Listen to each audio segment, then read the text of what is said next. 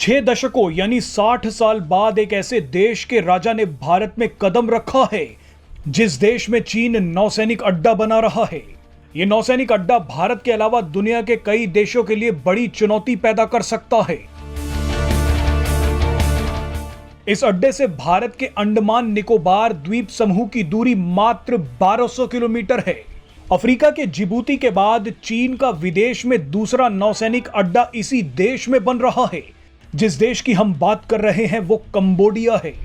Cambodia के राजा Norodom Sihamoni Bharat के दौरे पर आए हैं। 60 साल पहले नोरोडोम के पिता भारत आए थे। कंबोडिया के राजा नोरोडोम को राष्ट्रपति भवन में गार्ड ऑफ ऑनर दिया गया। उनके सम्मान में तोपों की सलामी भी दी गई। कंबोडिया ऐसा देश है जो भारत के लिए काफी अहम है। वैसे अब कुछ ऐसा हुआ है जिससे ये पता चलता है कि कंबोडिया के लिए भारत भी बेहद जरूरी है। हमेशा की तरह यहां पर भी विलेन चीन है। कंबोडिया अब तक तो चीन पर भरोसा कर रहा था, लेकिन वो धीरे धीरे चीन से दूर होना चाहता है। कंबोडिया चीन से ज्यादा दूर नहीं है। चीन के पड़ोस में रहना आसान काम नहीं है।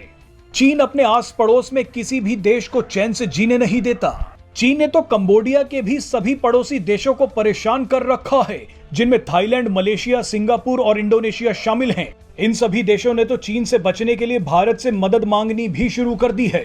थाईलैंड, मलेशिया, सिंगापुर और इंडोनेशिया भारत से ब्रह्मोस मिसाइलें और तेजस लड़ाकू विमान खरीद रहे हैं। इसी को देखते हुए अब कंबोडिया भी समझ गया है कि चीन की चाल में फंसने से बर्बादी ही मिलेगी।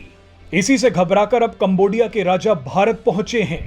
जो बात थाईलैंड, मलेशिया, सिंगापुर और इंडोनेशिया को पहले ही समझ आ गई थी, वो बात कंबोडिया को अब समझ में आ रही है। कंबोडिया को पता चल गया है कि अगर किसी पे भरोसा किया जा सकता है तो वो भारत है।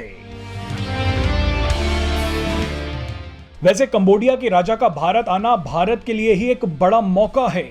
चीन को घेरने के लिए भारत लगातार एक्ट ईस्ट पॉलिसी पर फोकस कर रहा है। भारत ने अपनी वेपन डिप्लोमेसी के दम पर चीन के दुश्मनों से बड़े रक्षा समझौते करने शुरू कर दिए हैं। अब कंबोडिया ने भी भारत के साथ रक्षा समझौता किया है। भारत ने चीन से परेशान उसके पड़ोसी देशों को मजबूत करना शुरू कर दिया है, क्योंकि चीन के पड़ोस में रहना है तो उसे जवाब देने की ताकत जरूरी है। इसी वेपन डिप्लोमेसी के चलते भारत ने थाईलैंड, मलेशिया, सिंगापुर और इंडोनेशिया को मजबूत करना शुरू कर दिया है। अब इसी लिस्ट में कंबोडिया का नाम भी जुड़ रहा है।